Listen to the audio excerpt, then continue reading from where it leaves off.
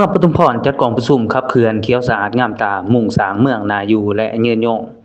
ในตอนเช้าของวันที่19พฤษภาคมปี2026ที่ผ่านมานี้เมืองปทุมพรแขวงจำปาสักได้จัดกองประชุมเวียกงานเขียวสะอาดงามตาขึ้นอยู่ที่สโมสรของเมืองโดยได้รับเกียรติจากท่านกิ่งแก้วนวพงศ์ประธานคณะกรรมการปกครองเมืองเป็นประธานกองประชุมท่านทองรำซ้อนศักดาหัวหน้าของการกสิกรรมและสิ่งแวดล้อมเมืองพร้อมคณะมีท่านบุญเจียมนิรกรห้องหัวหน้าแขนงสิ่งแวดล้อมแผนกกสิกรรมและสิ่งแวดล้อมแขวงจำปาสักของการที่เกี่ยวของหัวหน้าหน่วยงานและพนักงานวิชาการเข้าร่วมอย่างพร้อมเพรียงในกองประชุมท่านทองรำซ้อนศักดาได้ขึ้นรายงานว่าเวียกงานเขียวสะอาดงามตาเป็นเวียกงานหนึ่งสำคัญที่ภาครัฐให้ความสนใจมาโดยตลอดเพื่อปกปักรักษาสิ่งแวดล้อมคุ้มครองทรัพยากรธรรมชาติและสร้างสังคมที่น่าอยู่อย่างยืนยงผ่านมาของการกสิกรรมและสิ่งแวดล้อมเมืองปทุมพรได้ประสานสมทบกับแขนงการต่างๆทั้งขั้นศูนย์กลางและท้องถิ่นในการกำหนดยุทธศาสตร์แผนดำเนินงานและสร้างกลไกการจัดตั้งปฏิบัติให้เป็นรูปธรรมพร้อมกันนี้ยังได้กำหนดกรอบแนวความคิดและจัดสร้างคู่มือวิชาการ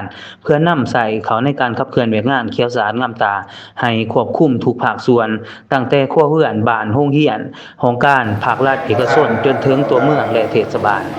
เพื่อให้ทุกภาคส่วนมีส่วนร่วมในการปกปักรักษาความสะอาดความเป็นระเบียบและสิ่งแวดล้อมที่ดี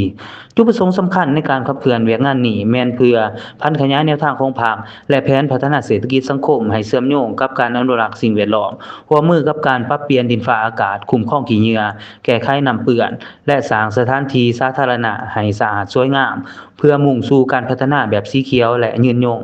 นอกจากนี้กรมประชุมยังได้กำหนดแนวทางการจัดตั้งปฏิบัติเช่นการสร้างคณะสีนำการลงเก็บกรรมข้อมูลการติดตามประเมินผลการคัดเลือกครัวเรือนและบ้านตัวแบบพร้อมกันนี้ยังมอบใบยั่งยืนเขียวสะอาดงามตาให้แก่หน่วยงานและชุมชนที่ผ่านมาตรฐานจากนั้นบรรดาผู้เข้าร่วมก็ได้พร้อมกันประกอบความคิดความเห็นและเปลี่ยนบทเรียนและเสนอแนวทางในการยกระดับเวียกงานสิ่งแวดล้อมให้มีประสิทธิผลหลายขึ้น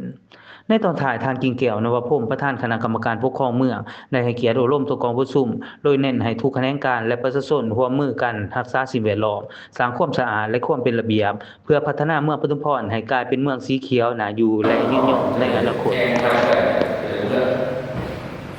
วันนี้ที่เรา